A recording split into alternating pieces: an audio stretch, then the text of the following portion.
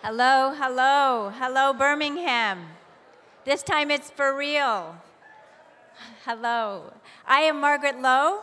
I'm president of AtlanticLIVE, which is the events division of the Atlantic magazine, and we spend our days crisscrossing the country tackling some of the most important issues of our time. And I would say that the conversation we're going to have here tonight fits that bill. And it is such a pleasure to welcome you to the first event in our Schools Across America series, exploring the state of education in different communities. And we are so delighted to start right here with all of you. Why, you might ask, did we decide to come to Birmingham? You all know this well, but it bears repeating. There have been big changes here, a renaissance downtown, a new mayor about to take office, and a lot of new school board members. But there are a lot of things that haven't changed here too, not yet anyway. The Birmingham-Hoover metropolitan area has had almost zero job growth since the year 2000. In that same time span, the poverty rate has risen, and now nearly half of the students of color go to a high poverty school, and many of these schools have been labeled failing by the state of Alabama. So, what does all this mean for students, for parents, and for teachers here in Birmingham?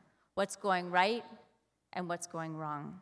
And what do people want, and what can they actually expect from their schools? And these are the questions that we're going to be exploring here together tonight. Some practical notes before we get started. Please silence your cell phones, but please don't put them away, because we want you to join the conversation on Twitter at #SchoolsBHM. We're at AtlanticLIVE. And remember, you now have 280 characters to play with, so you can go crazy tonight. And we want you to be part of the conversation in the room, too. That's the real reason we're here, so we're going to take your questions throughout the evening. And I do want to say that this gathering would not be possible without the support of our underwriter, the American Federation of Teachers.